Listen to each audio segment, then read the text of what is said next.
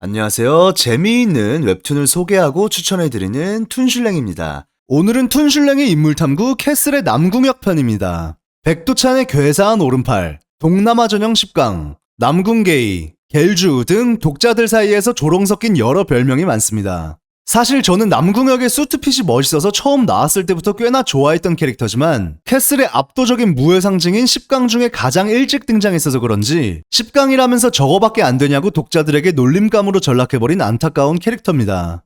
2부에 와서는 그래도 다시 재평가를 받는 감이 없지 않아 있지만 사실 알고 보면 생각보다 유능하고 장점도 많은 이 남자 남궁혁. 오늘은 남궁혁의 장점을 분석해보겠습니다. 이름 남궁혁, 본명은 제키. 나이는 사망했기 때문에 29살에서 멈췄고 키는 185cm에 체중 97kg의 꽤나 거구입니다. 백두찬의 오른팔이었으며 선진무역의 이사였고 좋아하는 것은 수트, 혈액형은 나쁜 남자인 B형입니다. 우선 처음 등장했을 때 같은 식구도 아닌 신태진을 신선배라고 부르는 유쾌함과 매너를 볼 수 있습니다.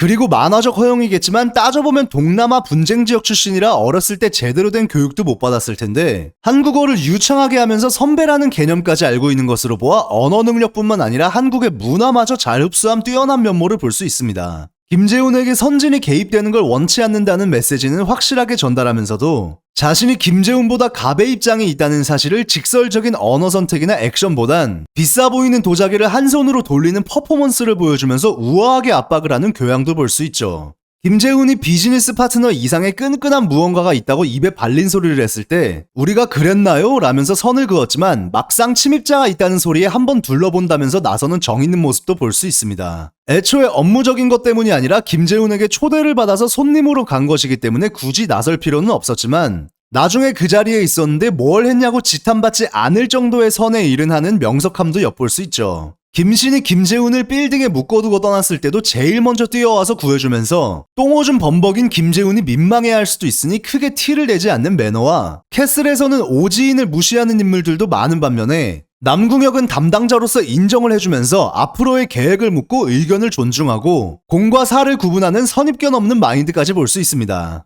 전날 남궁혁이 찬 시계가 시가 800에서 900만원 사이의 까르띠에 산토스인데 거리에 비해 검소하다고 볼 수 있으나 그냥 패션에 어우러지게 센스껏 시계를 찬 것으로 보이며 제 추측으로는 어렸을 때부터 성공에 대한 강한 열망이 있었던 것으로 보아 돈이 생기면 과소비하지 않고 오히려 목돈은 좋은 금융상품이나 주식에 잘 분산 투자해서 탄탄하게 노후 대비까지 해놓지 않았을까 싶습니다. 그리고 저는 그 깐깐한 백두찬의 오른팔이라는 것만으로도 사실 전투력뿐만 아니라 다방면으로 능력이 있다는 게 검증이 됐다고 생각합니다. 전투력도 10강급이지만 일처리도 잘하고 바리스타처럼 서두르는 면모도 없어서 저 자리에 설 수 있었다고 판단되는데 사실 남궁혁은 어렸을 때부터 리더십 있고 능력 있는 모습을 많이 보여줬습니다. 남궁혁은 어렸을 적에 동남아 분쟁 지역에서 고아로 컸어서 목숨을 건 온갖 고생을 다하면서 살아남은 인물이죠. 매일매일이 생존을 위한 지옥 같은 환경에서 컸어서 그런지 생존에 대한 열망이 엄청 강합니다. 바리스타의 과거 회상을 보면 어떻게 만난 건지는 자세히 나오지 않지만 어렸을 적부터 노아와 바리스타와 함께 다니며 생활했었는데 생존이 우선인 척박한 환경에서 식량을 살 수 있는 제일 중요한 수단인 돈을 벌 수 있는 일거리를 물어온 걸로 남궁혁의 탁월한 수완과 리더십을 알 수 있습니다. 자기가 살자고 다른 사람을 죽일 수 없다는 노아와 달리 자신의 생존이 최우선이라는 또래답지 않은 명확한 신념이 있고 바리스타와 남궁혁이 너무 인류애가 없어 보이는 것 때문에 비교적 노아가 선한 인물처럼 보이지만 사실 노아가 저렇게 팔자 좋은 소리 하는 것도 남궁혁이 알아서 일거리도 물어오고 악역도 맡아줘서 가능했다고 생각합니다. 그리고 노아도 사람의 팔다리엔 칼침을 박아본 적 있는 인물이라 딱히 착하다고 볼 수는 없죠. 오히려 메타인지를 못하고 감성에 젖어 나약한 소리를 하는 노아에게 팔다리에 놓던 칼침을 목이나 배에 찔러 넣는 것일 뿐 어려울 것이 없다며 죄책감을 덜 수 있도록 팀의 분위기를 다독이면서도 일 안 하면 굶어 죽게 될 확률이 높으니 해야 되는 어쩔 수 없는 상황이라는 경각심과 현실 파악을 기분이 상하지 않는 선에서 시켜주는 참된 리더의 면모를 보여줍니다. 백두찬을 처음 마주했을 때도 생명의 위협을 본능적으로 느끼지만 지금 이 기회를 잡지 않으면 자신의 지옥 같은 인생이 크게 달라지지 않을 것을 바로 직감하고 과감하게 자신을 받아달라고 하면서도 얼타고 있는 자신의 친구인 노아와 준까지 무릎 꿇리면서 챙겨주는 배려심과 백두찬이 별로 관심이 없어 보이자 목숨 내놓고 자신의 할 말은 하는 대범함, 그러면서도 전곡을 찌르는 언변과 자신이 필요한 인물이라는 점을 어필하는 순발력을 볼 수 있습니다.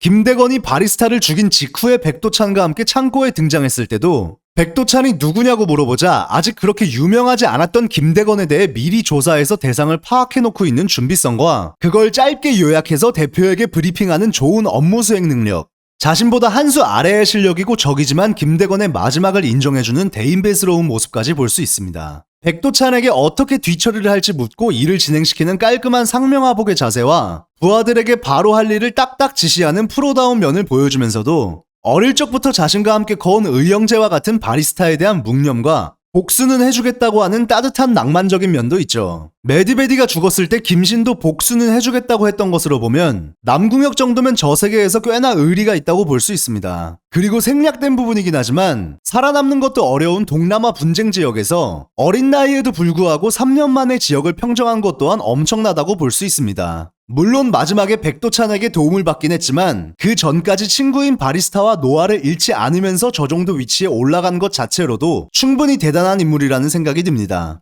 전투에 있어서도 꽤나 재능이 있었다고 생각이 드는데 백도찬 밑에 들어가서 이것저것 배우긴 했겠지만 바리스타와 다르게 본인의 기본 스타일이었던 맨손 싸움 실력을 증진시켜서 공식적인 캐슬의 10강이 된 것은 아무나 할 수 있는 일이 아니죠. 다른 엑스트라들을 보면 살아온 환경이 어려웠다고 꼭 강한 것은 아니고 피유진이나 표영처럼 누군가에게 어렸을 때 기본기를 배운 것이 아니라면 갑자기 엄청나게 강해지는 것은 어려운데도 늦은 나이에 배워서 저렇게까지 성장한 것을 보면 남궁혁이나 바리스타는 전투에 있어서도 엄청난 재능러였다고 판단됩니다. 그리고 작가님이 남궁혁이 수트를 좋아한다고 설정한 것으로 추측해보면 어렸을 때 너무 고생을 했어서 화이트 칼라에 대한 열망이 있지 않았나 생각합니다. 그래서 그런지 밝은 계열 위주의 깔끔한 수트를 선호하는 것 같고 너클도 밝은 톤의 정장과 잘 어울리는 금장입니다. 바리스타가 넥타이를 메고 다니면서 예전에 사람을 찢는 붉은 눈빛을 잃고 동태 눈깔이 됐다고 했는데 일평생을 열심히 싸워왔기에 선진무역의 2인자로 자리를 잡고 난 후에 자신의 안정적인 인생에 어느 정도 안주했었던 게 아닐까 예상합니다. 아마 안주하지 않고 쭉 예전처럼 살았다면 피우준에게도 지지 않았을 것 같지만 어렸을 때 일행들은 다 도망갔는데도 혼자 처맞으면서 꿋꿋하게 밥 먹는 장면을 보면 뚝심 있고 독하지만 사실 안타깝고 짠해 보이는 감정이 들어서 이해가 됩니다. 아마 남궁혁이 좋은 환경에서 컸으면 성공했을 확률이 매우 높지 않았을까 하는 생각이 듭니다. 앞으로도 피우준이 더더욱 강해져서 하늘에서라도 편하게 쉬기를 바라면서 영상 마칩니다. 자, 이렇게 해서 오늘은 여러모로 조롱의 대상이 되었지만 알고 보면 꽤나 능력자였던 남궁혁에 대해 알아봤습니다. 오늘은 툰슐랭의 인물탐구 캐슬의 오더하 편입니다. 저번에 남궁혁 편에 여러 인물들을 해달라는 요청 댓글이 있었는데 그 중에서도 오더하를 해달라는 댓글이 제일 많았어서 바로 만들어봤습니다. 한 시대를 풍미한 야쿠자 최고의 해결사, 칼끝에 피어나는 꽃, 관서의 1인 100살, 살아있는 고쿠도의 전설 등 정말 많은 레전드 타이틀을 갖고 있는 이 남자. 이름, 오도화. 일본 이름, 우노 토우시로우. 나이는 40대 초반이고 키는 179cm에 체중 81kg입니다. 좋아하는 것은 온천, 사케, 스지 오뎅탕이고 특징은 제1교포 3세입니다. 우선 오도하에 대해 설명하기 앞서 영상을 만들려고 캐슬의 일본 쪽에 대한 자료들을 정리해보다 보니 생각보다 헷갈리는 내용이나 단어가 있어서 정리를 해봤습니다. 참고로 저는 일본어나 일본에 대해 잘 모르기 때문에 혹시라도 틀린 내용이 있다면 댓글로 남겨주시길 바랍니다. 임무열이나 오도하는 야나가와 구미 출신입니다. 여기서 구미란 야쿠자의 파를 뜻합니다. 우리나라의 칠성파 이런 것처럼 야나가와파 출신이란 것이죠. 근데 이 야나가와 구미와 초성이 비슷한 야마구치 구미가 있습니다. 바로 이와시로 신스케와 사사키 신겐이 있는 야쿠자 조직이죠.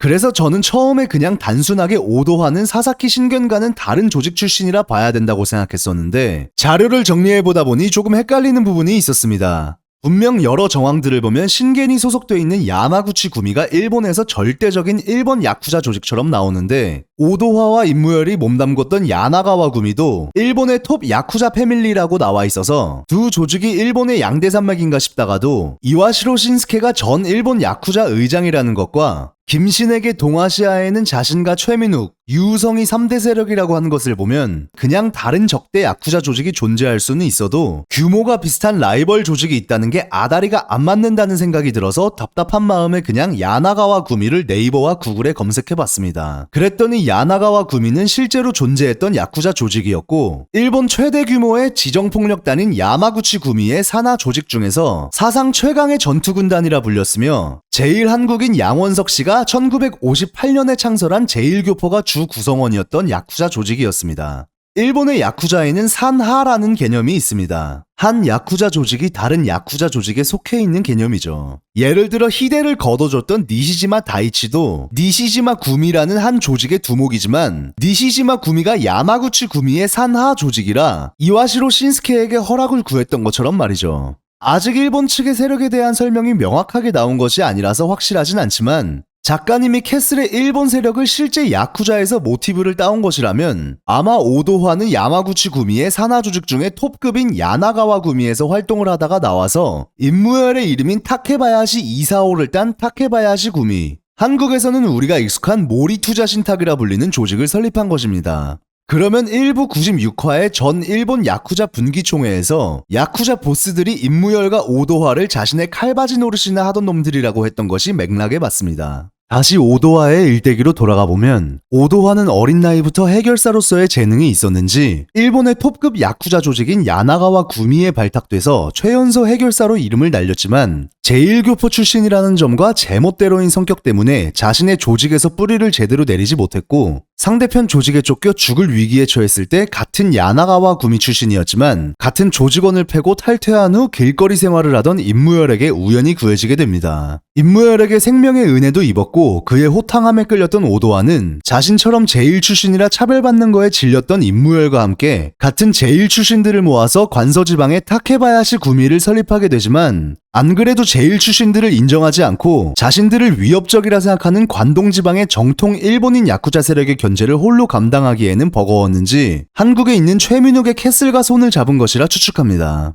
오도화의 전투력도 상당한데 주로 쓰는 시그니처 무기는 도끼지만 워낙에 실전 경험이 많기 때문에 손에 잡히는 웬만한 거는 다 잘 쓰는 모습을 보여줍니다. 경험이 많아서인지 히데, 블랙맘바, 표영, 나미로에게 다구리를 당할 때도 당황한 기색이 하나 없었으며 괜히 업계에서 북에는 파이톤, 동에는 오도화라고 소문이 났었던 게 아니고 적대 조직이었던 이와시로 신스케와 사사키 신겐마저 그의 실력만큼은 확실하게 인정했었던 것인지 보여줍니다. 히데의 과거 회상을 보면 오도화는 제1 출신인 자신의 정체성에 대한 고뇌 끝에 야쿠자계의 정점에 서서 모두를 내려다보고 싶다는 해답을 냈습니다. 오도화는 어렸을 적부터 받아온 차별 때문에 같은 제1 출신에게는 정 있는 면모를 보여주지만 그 이외의 사람들에게는 일절잡이 없는 모습을 보여줍니다. 자신에게 첫 패배를 선사했던 표성을 망설임 없이 죽이고 나머지 불휘 일당도 모조리 불구로 만드는 지독한 집요함과 잔인함을 보여준 반면 니시지마 구미를 제거한 후 히데를 같이 처리했어도 됐지만 품어보려 한 인간적인 면모도 있습니다. 잔인함과 따뜻함이 공존하는 특이한 인물이죠.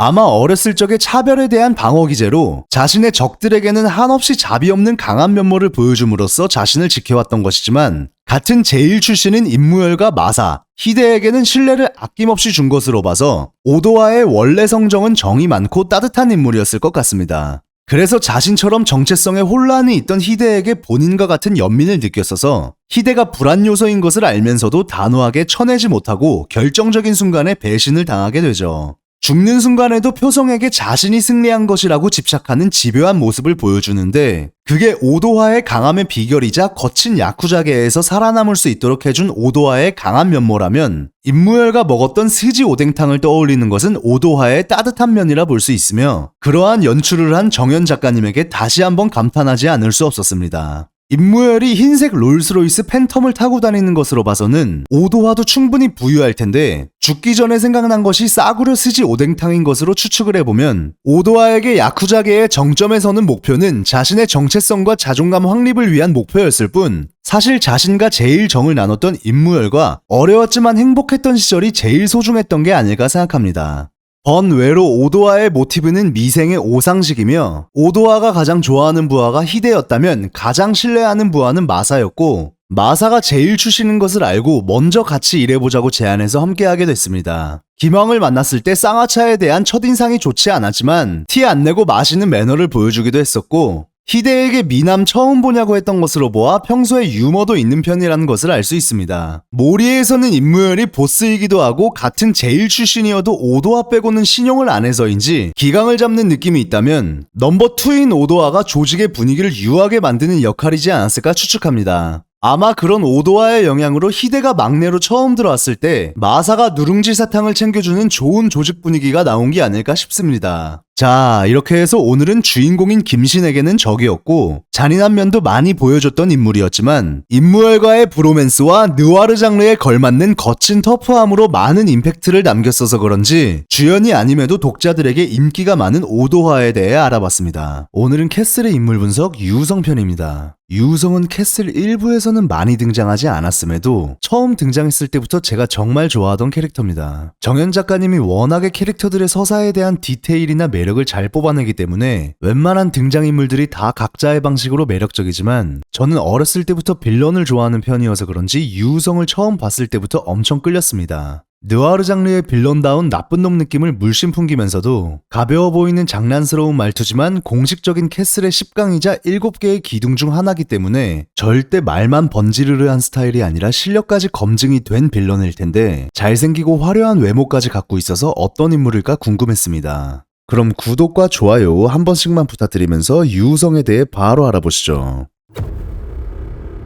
이름 유우성, 나이 33세, 키는 183cm에 몸무게 85kg, 혈액형은 O형입니다. 중국 삼합회 흑룡지부의 간부 출신이고 현재는 홍콩 밤거리의 지배자이자 화신기획의 대표입니다. 좋아하는 것은 클래식 음악이고 특기는 삼보와 암살입니다. 캐슬 1부에서 김태훈과 엘리베이터에서 만나는 장면으로 처음 등장했었는데 김태훈에게 동생이 장애인이 됐으니 축하라도 해드려야 되냐며 장난스레 빈정대지만 하성의 김용성, 김태훈, 김재훈의 안 좋은 관계를 다 알면서 간을 보는 핵심을 찌르는 언병과 사람을 지우는 일은 백도참보다도 낫다고 하는 걸로 봐서 실력이나 일처리에도 자신이 있어 보이는 것 때문에 절대 호락호락해 보이지 않는 첫인상을 받았습니다. 유우성은 원래 중국 흑룡강 쪽에서 세력을 다진 후 홍콩 쪽으로 넘어와서 왕슈이펀을 잡고 홍콩을 접수하고 삼합회의 지부들을 숙청하면서 중국에서 유력한 실세로 자리매김을 한 다음 한국 쪽으로 진출해 세력을 더 넓혀서 동아시아 뒷세계의 1인자가 되려 하는 인물입니다.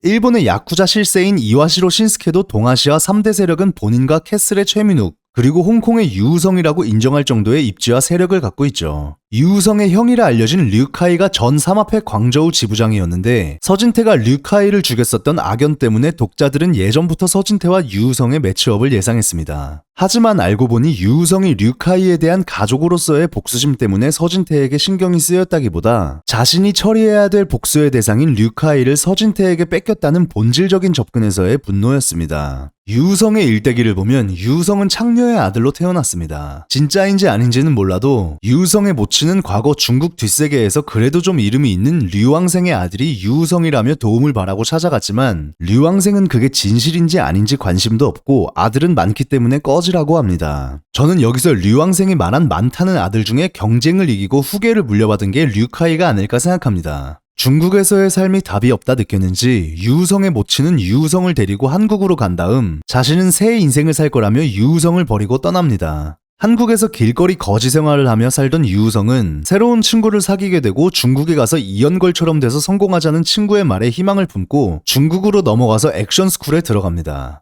유우성은 3년 동안 노가다를 하면서 생계를 유지하면서도 열심히 수련을 해서 학원의 간판 에이스를 꺾게 되지만 이미 영화를 찍기로 어느 정도 확정이 돼 있었던 학원 에이스가 전국대회에서 유우성에게 밀리면 스타성에 흠집이 갈까봐 걱정이 됐던 부잣집 에이스의 엄마의 공작으로 같이 동고동락하던 친구가 영화에서의 조연 자리를 약속받고 대회 직전 공사장에서 유우성에게 철근을 밀어 부상을 입히게 되죠. 유우성은 근성을 발휘해서 대회에 참여하지만 부상을 당한 몸 때문인지 탈락하게 됩니다. 이때 유우성은 인류애를 많이 상실한 것 같습니다. 부모가 자신을 버린 힘든 환경에도 불구하고 열심히 살려고 노력했고 거지 생활을 할 때 사귄 친구도 진심으로 믿었지만 또 한 번 쓰라린 배신과 버림을 당하면서 앞으로는 절대 누구도 믿지 않고 오히려 자신의 목적을 위해 사람들을 이용하겠다고 다짐을 하게 되죠. 그렇기 때문에 거지들이나 리천을 이용할 때도 아무런 죄책감 따위 없었던 것이죠. 하지만 친구에게 버림받고 대회를 탈락했을 때 분하고 서러워서 울었던 것을 보면 유우성은 선천적 소시오패스가 아니라 더 이상 상처받고 싶지 않기 때문에 이런 결심을 하게 된 것이라 자신이 직접 선택한 최측근인 링링과 도우첸에게는 어느 정도 진심으로 애정이 있는 것 같습니다.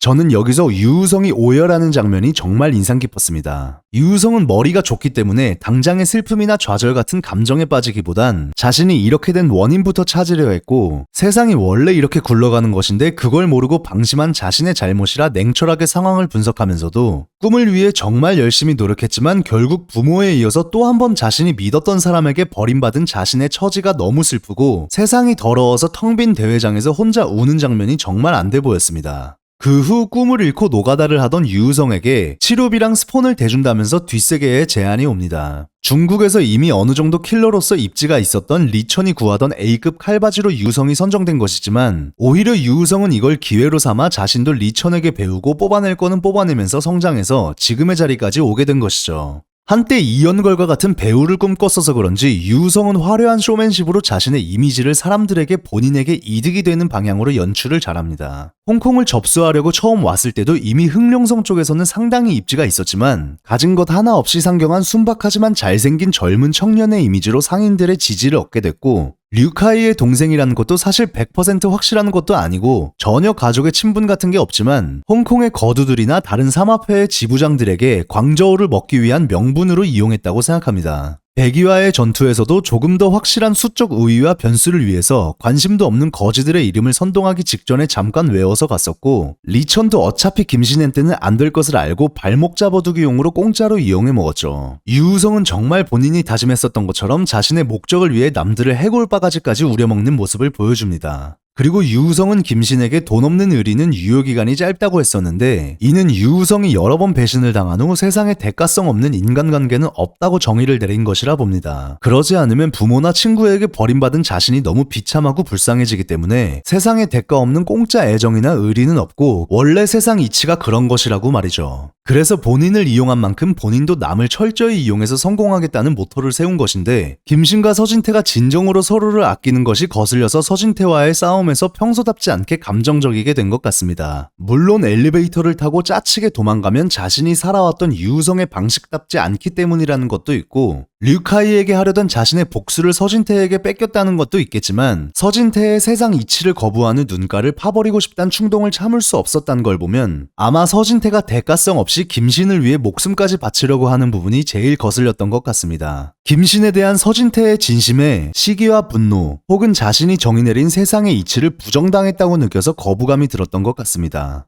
죽는 순간에 거릉이 자신의 차키를 훔쳐가는 것을 보면서 자신은 틀리지 않았고 좀 더 완벽하지 않았을 뿐이라고 했던 걸로 봐서 유우성은 더러운 세상 이치를 이용해 오히려 세상을 자신의 발 아래 둠으로써 자신이 틀리지 않았다는 것을 증명해내고 싶었던 인물인 것 같습니다. 그래서 본인처럼 세상 이치에 외면받은 처지에 있던 도우첸과 링링에게서 자신과 같은 연민을 느끼고 그들에게만큼은 마음의 문을 조금 연 것이 아닐까 생각합니다. 그리고 유우성이 피아노를 치는 장면도 나왔었고 클래식을 좋아한다고 했는데, 여기서 제 개인적인 과대 해석을 넣으면 요즘에야 피아노가 많이 보편화됐지만 유우성이 어렸을 때만 하더라도 피아노는 부의 상징이었기에 유우성은 어렸을 적에 받았던 부당한 차별을 더 이상 받고 싶지 않고 상류사회로 올라가고 싶은 강한 열망이 있다는 부분을 피아노로 나타낸 게 아닐까 싶습니다. 하지만 동아시아 뒷세계의 정점에 올라가기 직전에 추락을 하며 자신이 그토록 원하던 높은 곳에 결국엔 닿지 못하고 유우성의 꿈의 상징이라고도 볼 수 있는 피아노에 떨어져 그게 부서지면서 업보가 돌아와 그토록 이용해 먹으려던 거릉에게 오히려 자신이 배신을 당하면서 최후를 맞는 정현 작가님의 연출은 정말 기가 막힌 것 같습니다.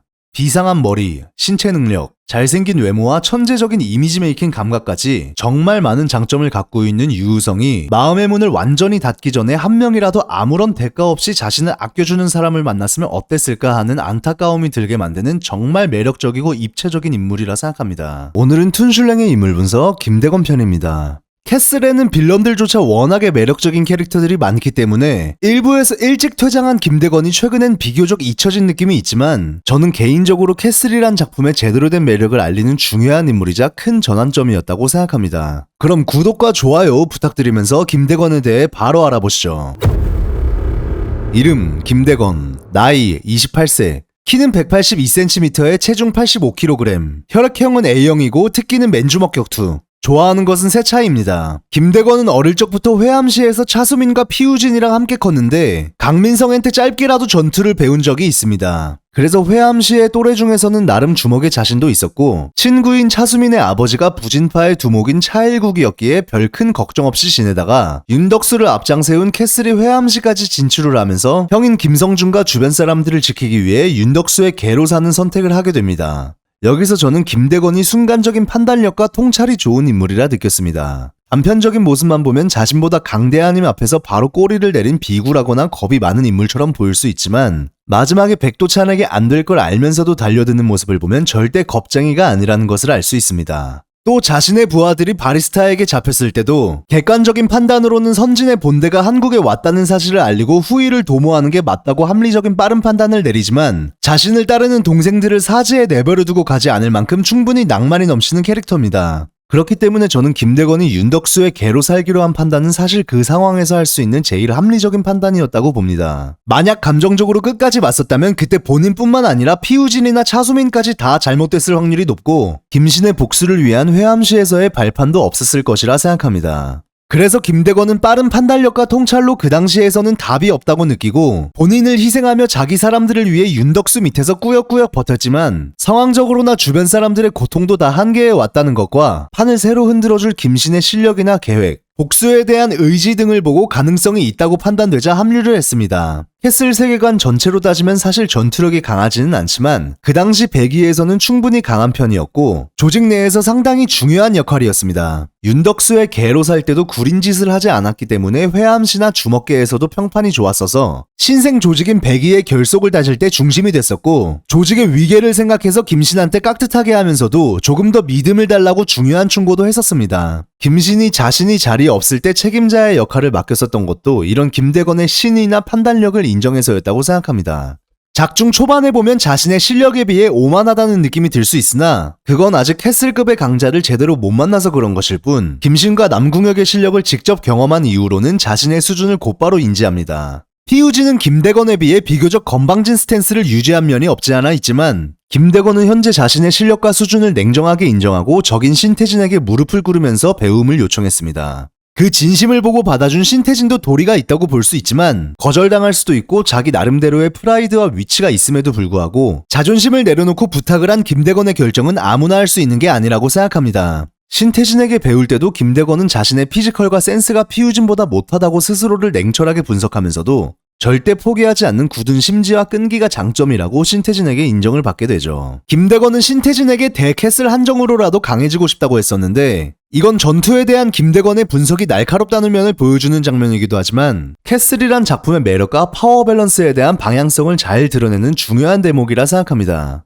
대부분의 액션 만화에서는 어느 정도 전투력 차이가 나면 아예 범접할 수 없는 선을 그어버립니다. 마치 게임에서 캐릭터의 등급이 차이가 나면 아예 넘을 수 없는 것처럼 캐슬의 세계관이 형성이 됐다면 비슷한 급끼리 붙는 게 아닌 이상 대결의 결과가 어느 정도 예상이 되기 때문에 긴장감이 떨어지게 되고 반전을 주기 위해 갑자기 분노하거나 잠재력이 터져서 전투력이 오르게 되는 전개라면 현실성이 떨어지기 마련이죠. 그렇다고 등장인물들이 어느 정도 수준의 강함인지 너무 모르게끔 표현을 하면 독자들은 지금 상황이 어떻게 돌아가는 건지 아예 모르기 때문에 몰입도가 떨어질 수밖에 없습니다. 그래서 액션 만화의 특성상 힘의 척도를 어느 정도는 알 수 있게끔 해주는 장치가 필요하면서도 수준 차이나 파워 밸런스를 조절하는 게 정말 중요하면서도 어려운 일입니다. 정현 작가님이 캐슬 세계관에서의 강함에 대한 척도를 크게 10강으로 잡았는데 신태진이 류제약을 상대할 수 있는 것은 몇 안 되는 캐슬 상위권급이라 언급하면서 10강 내에서 에서도 어느 정도 차이가 있다는 것을 암시했고 바리스타를 통해 준 10강급 정도의 수준도 있다는 것을 보여줌으로써 독자들이 세계관 내에서의 전투력에 대한 기본적인 틀을 파악할 수 있게 하면서도 부상이나 적에 대한 분석을 통한 훈련 그리고 부동심처럼 심리적인 요소들이 작용하면 기본적인 전투력 차이가 있어도 충분히 업셋이 일어날 수도 있다는 것을 김대건과 바리스타의 일전을 통해 보여주면서 다른 웹툰들과는 차별화되는 캐슬만의 매력을 보여줬다고 생각합니다. 사람들이 스포츠 경기에서 재미를 느끼는 부분 중 하나가 어느 쪽이 기본적인 전력에서 유리하다 해도 막상 붙어보기 전까지는 결과를 알 수 없기 때문인데 그런 긴장감을 느낄 수 있는 부분을 웹툰에 잘 접목시키면서도 신태진과의 일전으로 인한 바리스타의 부상과 김대건이 신태진을 통해 칼에 대한 이해도를 높이며 대처법을 어느 정도 익혔다는 점 그리고 불리한 상황에서도 김대건은 오히려 심리전을 잘 활용한 반면 바리스타의 부동심이 깨져버린 부분을 적절하게 연출시켜서 둘 사이의 클래스 차이는 있었지만 충분히 업셋이 일어날 만 했다는 것에 대한 빌드업을 독자들 독자들도 충분히 납득이 되게끔 매끄럽게 표현했다고 생각합니다. 그리고 그 당시 벨기에에서 중요한 역할이면서 독자들이 이제 막 정을 붙이게 된 주인공의 최측근이라 볼 수 있던 김대건이 생각보다 빨리 죽게 되는 예측하기 어려운 반전을 주면서 스토리의 텐션을 더 높였고, 그 전까지는 회암시에서만 국한되던 캐슬의 세계관이 앞으로의 주 무대인 동아시아로 확장을 하게 되는 전환점을 김대건이라는 비중 있는 인물의 죽음으로 자연스럽게 잘 전환시켰다고 볼 수 있습니다. 김대건의 장례식 연출은 제대로 느와르 감성을 느낄 수 있으면서도 곧 있을 일부의 클라이맥스였던 백도찬과의 일전을 위한 빌드업으로 충분히 인상 깊었지만, 사실 저는 김대건이 김신에게 편지를 썼던 부분에서 분노 외엔 자신의 감정을 잘 드러내지 않았던 김신이 거의 처음으로 누군가를 위해 슬퍼한 인간적인 면모를 볼 수 있던 장면이라 더 여운이 남았던 것 같습니다.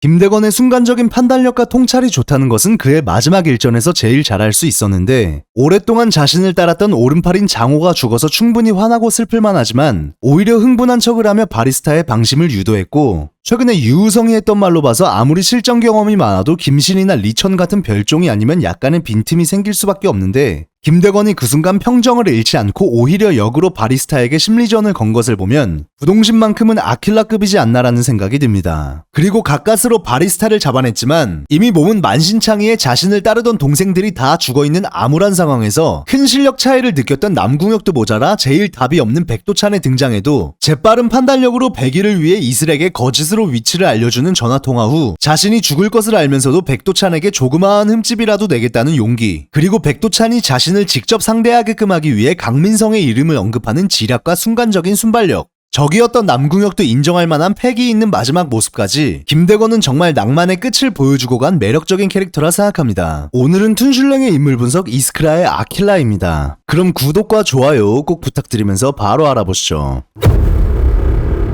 아킬라는 작가님의 블로그나 작중에서도 나이나 신체 스펙 등 캐릭터에 대한 자세한 설명이 따로 없는 인물입니다. 어떠한 이유나 경로로 이스크라에 들어오게 된 것인지는 모르지만 매드베디와 함께 무너져가던 이스크라에 들어와서 조직을 다시 일으켰다는 언급과 매드베디가 백도찬을 마주했을 때 초면이었던 것을 보면 아마 백도찬이 김신 전대 아무르인 샤벨을 죽이고 이스크라를 탈퇴한 다음 들어온 것 같습니다. 시간 순서로 보면 백도찬이 샤벨을 죽이고 이스크라 탈퇴, 이후 이스크라 휘청, 이후 아킬라와 매드베디의 가입, 이렇게 보시면 될 것 같고, 아킬라의 전투력은 이스크라 내에서뿐만 아니라 세계관 전체로 따져서 최상위권급이라 볼 수 있습니다. 아킬라의 주특기는 사격술입니다. 하나님 존이란 밈이 생길 정도로 총만 있으면 움직이는 목표물에도 원하는 곳에 정확히 맞출 수 있는 뛰어난 사격술의 달인이며, 본 실력이 나오기 전엔 총이나 부동심 원툴이 아니냐는 의견도 있었지만 군용무술의 정점이라는 설정에 맞게 구스타프와 근접에서 붙어도 크게 밀리지 않는 모습을 보여주죠. 아킬라가 마음먹고 도망치면 구스타프와 김신이 팀을 짜도 잡기 어렵다는 크로트의 평가를 보면 본업인 킬러의 임무 수행에 있어서 최적의 능력을 가진 것 같습니다. 하지만 아킬라가 매력적인 캐릭터인 이유는 단순히 전투력이 강해서가 아니라 자신만의 확고한 신념이 있어서입니다. 아킬라는 이스크라에서 꽤나 오랫동안 자유로운 영혼팀의 리더를 맡았습니다. 샤모, 프리깃, 사러카와 한 팀이었고, 아킬라를 제외하면 나머지 팀원들은 팀의 이름에 걸맞게 자유분방한 성격인 것 같습니다. 하지만 팀원들이 이렇게 자유롭게 지낼 수 있는 이유는 아킬라라는 존재가 있어서 가능한 것입니다. 자유는 공짜가 아니기 때문에 남에게 휘둘리지 않을 만큼의 힘이 필요하죠. 그리고 아킬라는 이스크라가 그 자유를 지탱해주는 버팀목이라 생각하는 것 같습니다. 그래서 앞으로도 이스크라가 건재하면서도 올바른 방향으로 나아가기를 원하는 인물이죠. 아킬라와 가장 오래됐으면서도 비슷한 사상을 가졌던 매드베디는 본인 주위 사람들을 잘 챙겼습니다. 자신과 같은 팀인 뜨거운 피의 팀원들을 가족처럼 챙겼고, 한때 삼보 유망주였던 과거에 대한 미련 때문인지 클럽 발레리노라는 지하 격투장을 만들어서 밑바닥 인생들에게 나름의 건강한 방법으로 다시 한번 무언가를 위해 열심히 불태울 기회를 제공했죠. 하지만 아킬라는 매드베디와 다르게 이스크라 자체에 대한 애착이 남다릅니다. 자유를 중요시하기 때문에 본인의 팀원인 서진태가 이스크라를 탈퇴한 김신을 따라가도 딱히 제지하진 않았지만 이스크라의 해가 될 것 같은 인물들에게는 강력하게 경고하고 나섭니다. 대표적으로 리사, 김신, 블랙맘바에게 경고를 한 적이 있죠. 여기서 아킬라가 중요하게 생각하는 신념 두 가지를 알 수 있는데 바로 이스크라와 동료에 대한 최소한의 신의입니다. 동료에 대한 신의는 있지만 이스크라보다 자신의 복수가 우선인 김신, 이스크라의 건재함에 대해서는 진심이지만 동료애가 없는 리사, 동료애도 없어서 은퇴하고 부상당한 매드베디를 살해했고 알 수 없는 본인의 목적을 위해 이스크라를 이용하고 가스라이팅하는 블랙맘바, 셋 다 아킬라의 신념과는 안 맞는 부분이 있기 때문에 경계 중이었지만 리사와 블랙맘바 측이 먼저 매드베디를 죽이면서 선을 넘었기 때문에 김신 측에 합류를 한 것이지, 만약 매드베디 사건이 없었는데 김신이 서진태의 안위보다 복수를 택한 것을 알게 됐다면 아마 김신에게 제일 까다로운 적이 돼서 나타났을 수도 있었다고 생각합니다. 겉으로는 츤데레 같아 보이지만 아킬라도 동료에 대한 애정이 충분히 있어서 이스크라를 탈퇴하겠다는 서진태도 구해주고, 이미 탈퇴한 김신한테도 구스타프와의 전투 이후 한숨 푹 자라며 배려해준 따뜻한 면모도 있지만,